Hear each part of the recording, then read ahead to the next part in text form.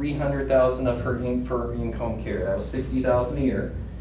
And then her kids inherit what's left of that policy, $200,000 tax-free, as well as the $400,000 of taxable IRA funds, which now needs to be taken out over 10 years and will be fully taxable.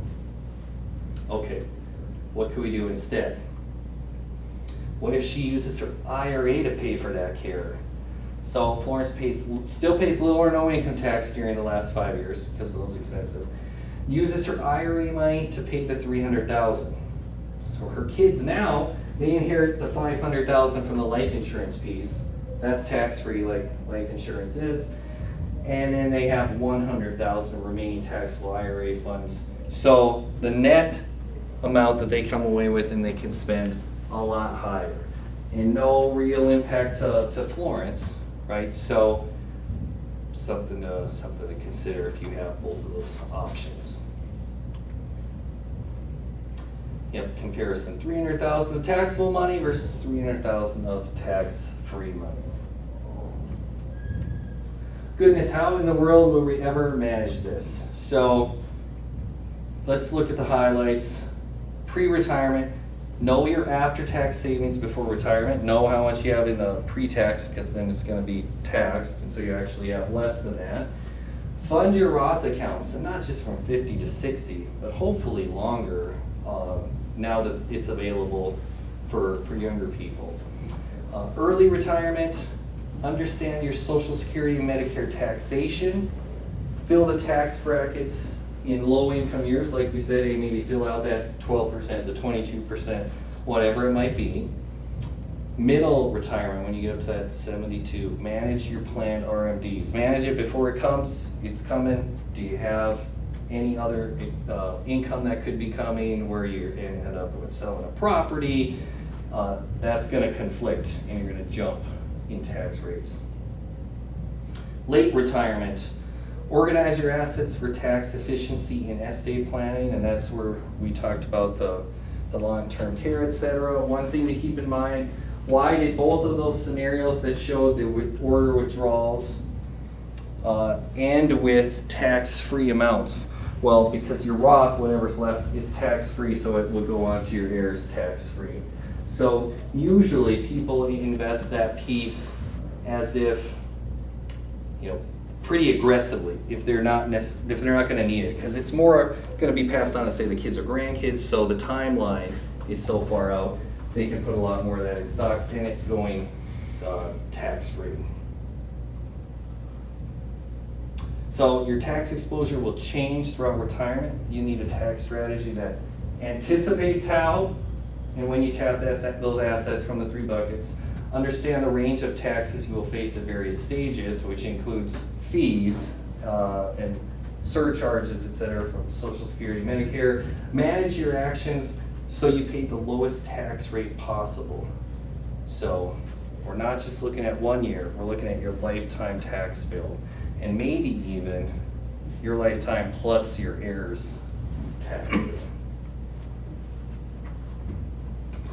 Distribution spending phase, that's a lot more complicated, like I mentioned, than the savings phase.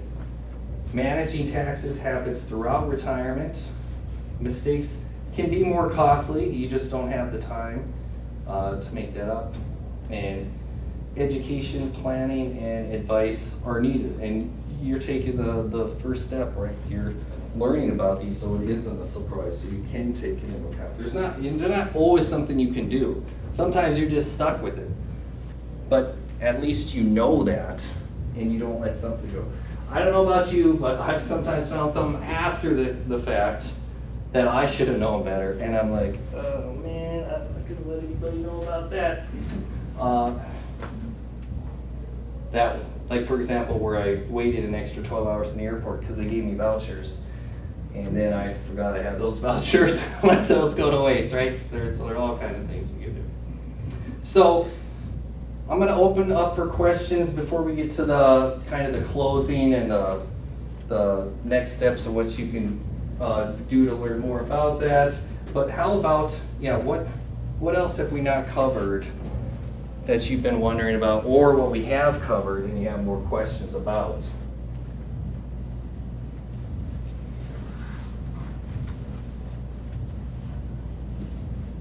Is there, is there a max that you can put into an HSA if you retire? So you have to have, once you're on Medicare, you can no longer use the HSA. And then if you're still working, you're younger than 65, it has to be a high deductible healthcare plan. It's 7,000 and change, and if you're over 55, you get another 1,000 that you can put in there for family. So, yeah, there is a limit. Somebody else have their? I just have a general comment on this, that I think we're failing of, these seminars need to be put on for the younger generation. That, I hate to say it, but we're past that, right? Yeah, for some of these you are. And there's a huge lag, especially with our employers. They don't educate of the power of a Roth versus a traditional retirement vehicle. Right. And they don't stress HSA and the benefits of an HSA of a triple tax advantage. And then it's too late, and they're like, I wish I'd have known that earlier. Mhm. But it's not the employer's responsibility to educate their employees upon investment. But Right. it should be to make them aware of it. Well, they Something would has be to. liable under Yeah. ERISA. The employer doesn't want to be held reliable. Yeah. Or held liable, sorry. And that's why they're hands off. So you might have a large company, a Prudential, a Fidelity, whoever runs that, and they send you generic stuff that says, oh, save 15% of your income. Oh, here it's projected out how much you'll have. But it's generic advice.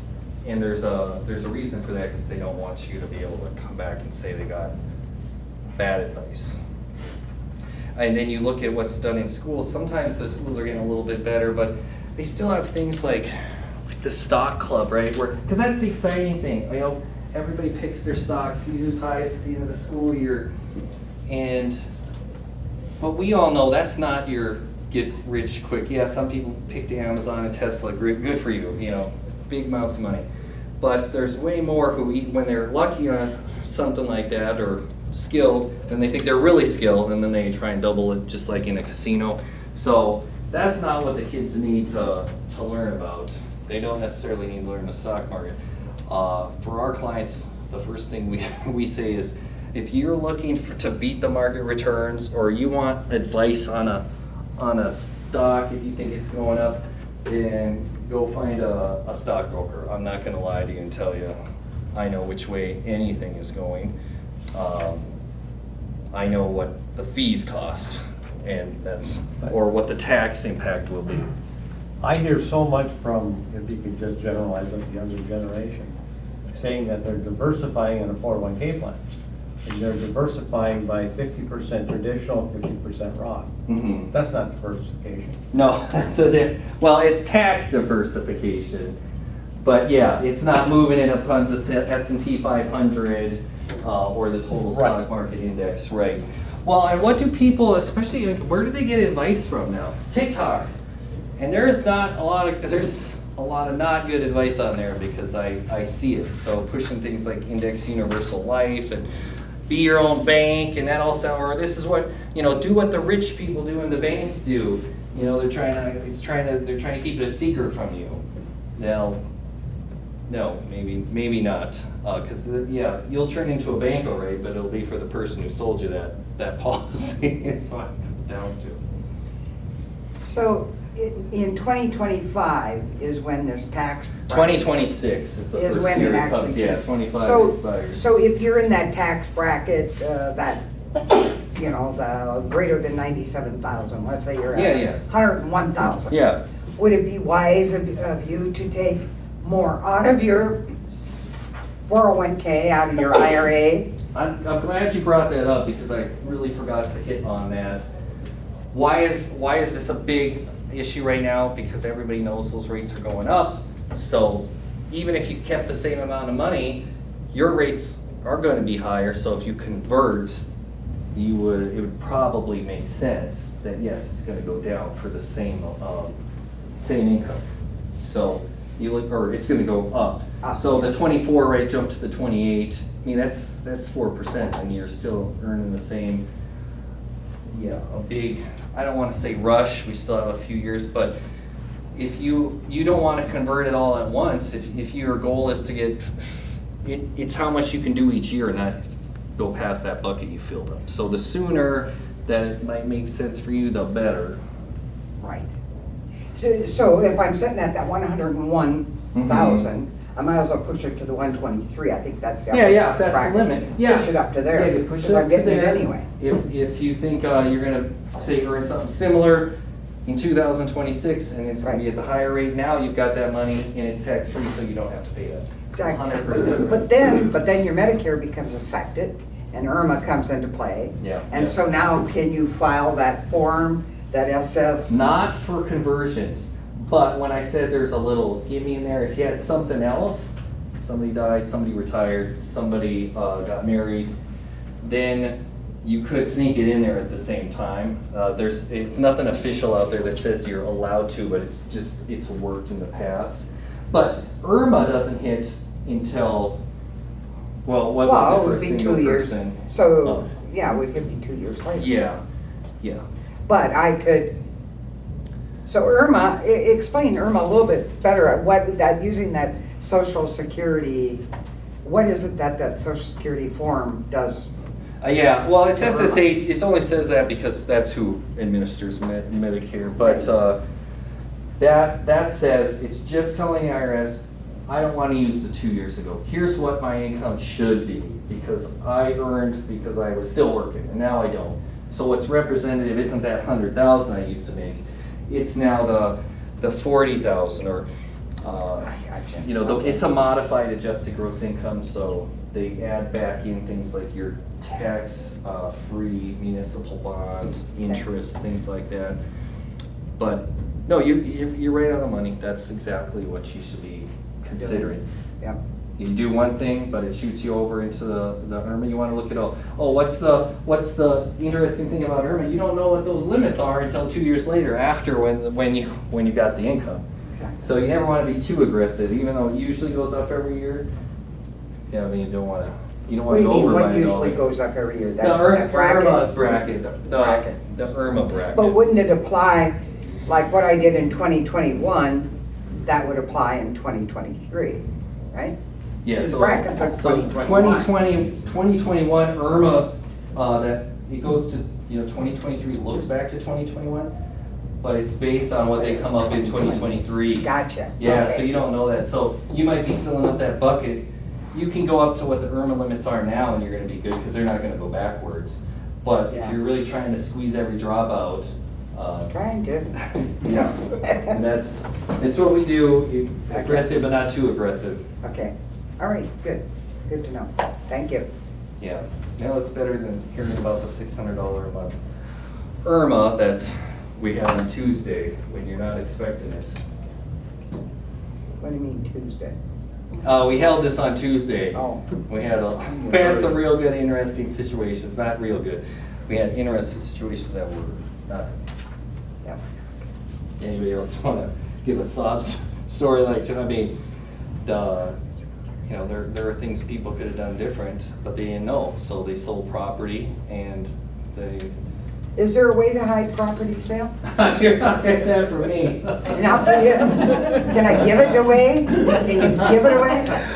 Well, you quit claim that to me like my parents did, and we'll see where that gets you. That'll get it off your tax rolls. Yeah, but I'll have to die. Yeah. For you to get it. I don't want to die. I have that question. I have that question every week from somebody. Good, I didn't but- want to disappoint you. But here's what usually happens. The wife asks that, and then the husband looks at him. Because the husband never wants to get rid of whatever property, whatever it is, whether it's a storage area, a field, whatever. They don't really, but, yeah, generalities. I always laugh. Well, what do we need that for? You're gonna go out there and you're gonna die under that mower. You can tell he's thinking, if I'm lucky. If I'm lucky. Okay, good. So we're getting to near the end here. Any other questions before I go into the wrap up? And like I said, I'll stick around. I just want to make sure I wrap up by 7:30. That's what we put on there. So we're in good shape here. So if you look at that, remember to fill out your evaluation sheet.